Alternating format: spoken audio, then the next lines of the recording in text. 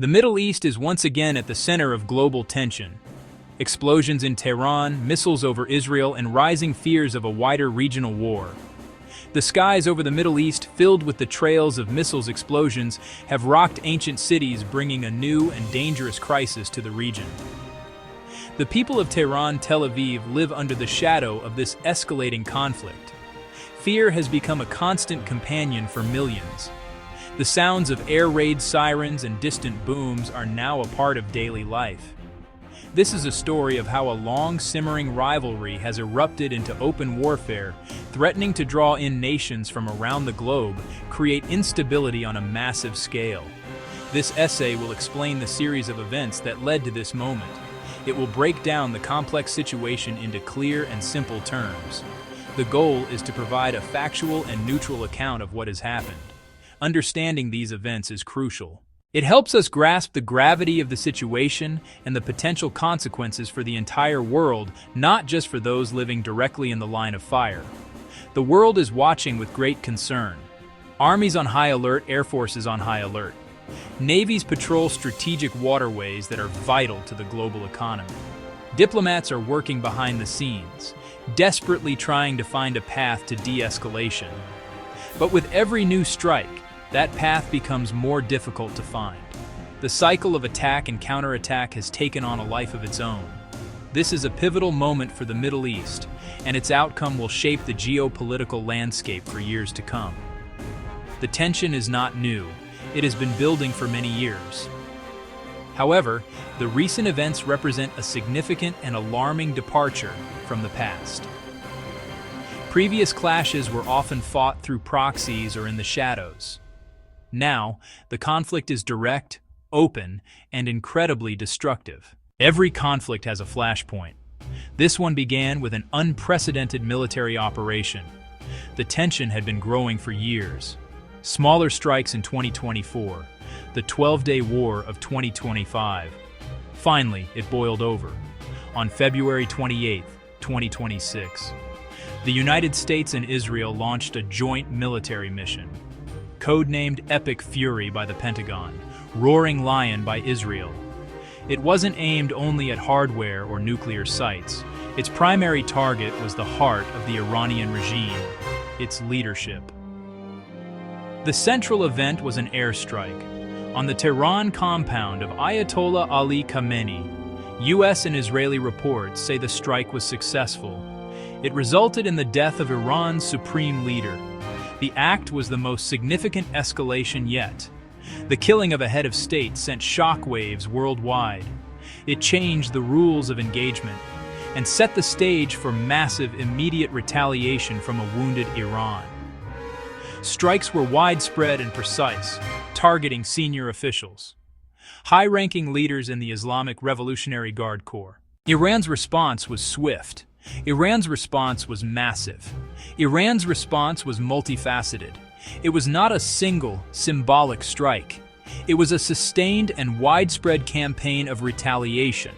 The Islamic Revolutionary Guard Corps announced their attacks. They launched waves of missiles. They launched waves of drones. These attacks were not confined to Israel. They struck across the entire Middle East. The goal was to inflict pain on Israel. The goal was to inflict pain on the United States.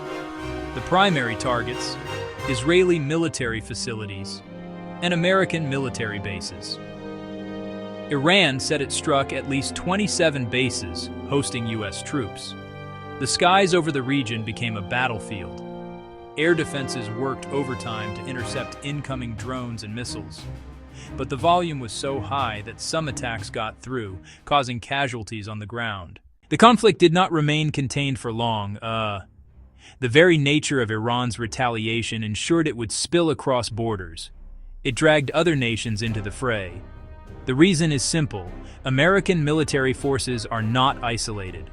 They are hosted in bases across several Middle Eastern countries: United Arab Emirates, Saudi Arabia, Qatar, Kuwait, Bahrain, Iraq, Oman, Jordan. Each nation suddenly found itself in the crossfire. These Gulf states were put in an impossible position. They host American troops under long-standing security agreements. That presence now made them targets. the conflict was no longer just Iran versus Israel. It engulfed the Arabian Peninsula. The UK and other Western allies became involved. The RAF was deployed to intercept threats alongside US forces. This internationalized the conflict further.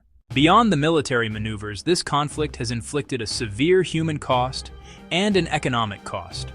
The immediate toll: lives lost, bodies wounded. Reports: more than 1,000 killed across the region. Cities sustained enormous damage. Homes reduced to rubble. Businesses reduced to rubble. Infrastructure reduced to rubble.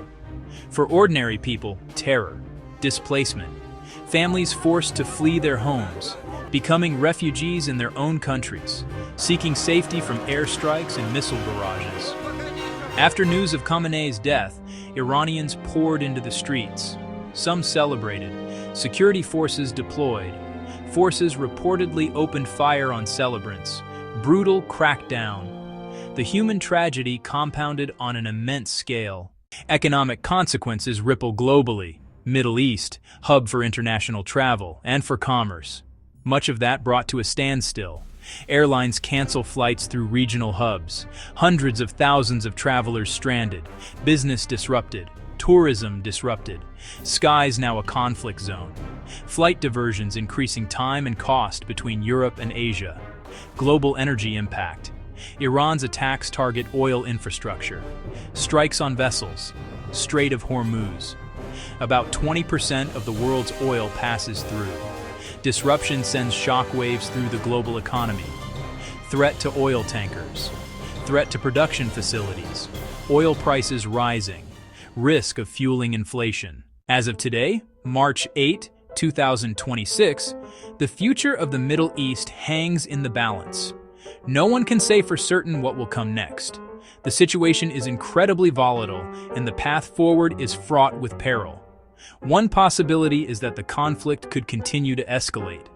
If attacks intensify and more countries are drawn directly into the fighting, the region could descend into a devastating, widespread war. Another possibility is intense international diplomacy pulls parties back from the brink.